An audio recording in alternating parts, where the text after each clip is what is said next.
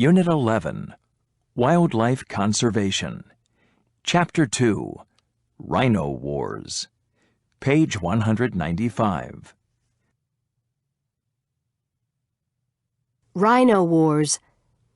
Rivaling the price of gold on the black market, rhino horn is at the center of a bloody poaching battle.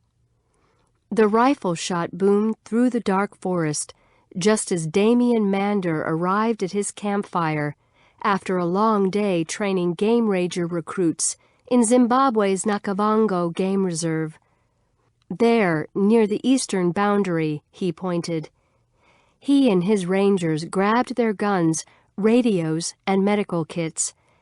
They then drove into the night, hoping to cut off the shooter. And so goes a night on the front lines of Southern Africa's ruthless Rhino War, which has seen more than 1,000 rhinos killed since 2006.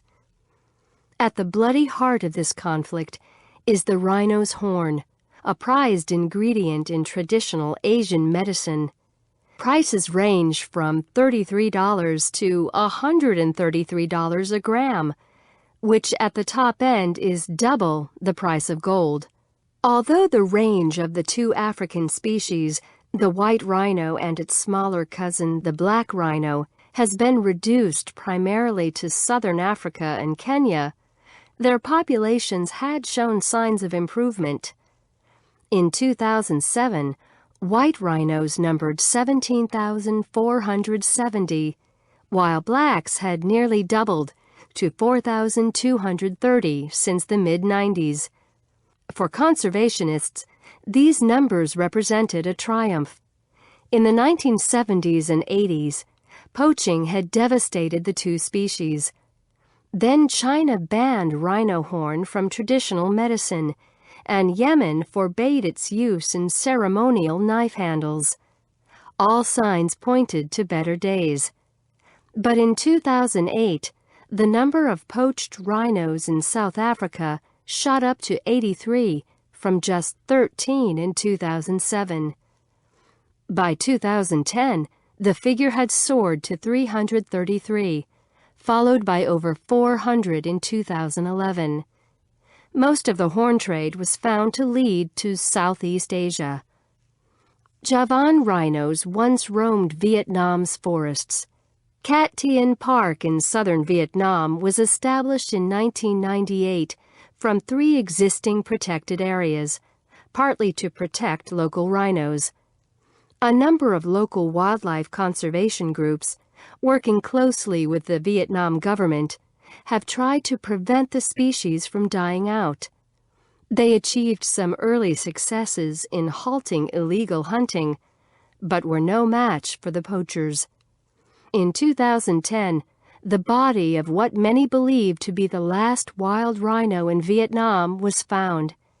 It had a bullet in its leg, and its horn had been removed. Even with the rhinos gone, rhino horn can still be found in Vietnam.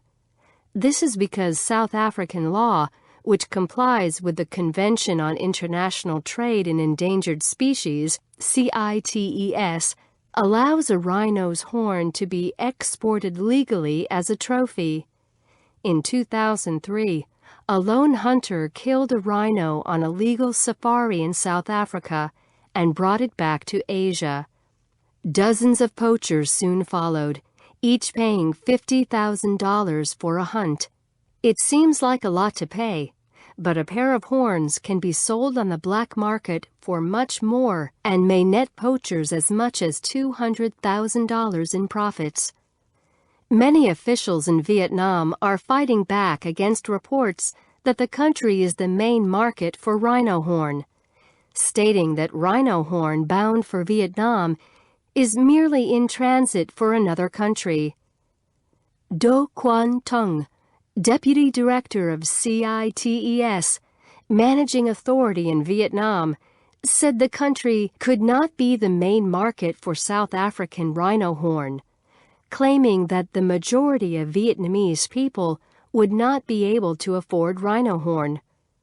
Even if there is an emerging group of people who can afford it, He thinks it is too small to make the country a significant consumer. Professor Dong Huy Hyun, chairman of the Vietnam Zoological Society, says that rhino horn has never been a popular ingredient in traditional medicine. Recently, there has been a renewed interest in the horn's alleged healing power. For at least 2,000 years, Asian medicine has prescribed rhino horn to reduce fever and treat a range of illnesses. But the handful of studies conducted on its fever-reducing properties has proven inconclusive. The newest rumor is that it cures cancer, but doctors say the proof is non-existent. No research has been published on the horn's efficacy as a cancer treatment. But even if rhino horn is not an effective cure for anything, let alone cancer, that doesn't mean it has no effect, says Mary Hardy, medical director of Sims Mann UCLA Center for Integrative Oncology. Belief in a treatment, especially one that is wildly expensive and hard to get, can have a powerful effect on how a patient feels, she says.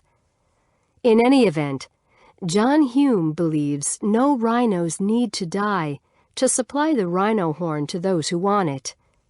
The 69-year-old entrepreneur has amassed one of the largest privately owned rhino herds in the world and currently has more than 700 rhinos on 2 farms in South Africa. We take wool from sheep. Why not horn from rhinos? He asks. If you cut the horn about 3 inches above its base, it will grow back in 2 years. That means there is a never-ending supply of rhino horn. Hume suggests harvesting rhino horn is the next step in preserving the animals. Conservationists argue that legalizing rhino horn won't change the essential economics of poaching, that poached horn is always going to be cheaper than farmed horn. Hume disagrees.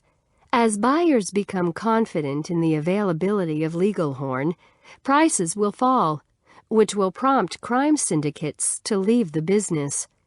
The fundamental difference is that poachers go after rhino horn for easy short-term profit. Farmers are in it for years of steady returns.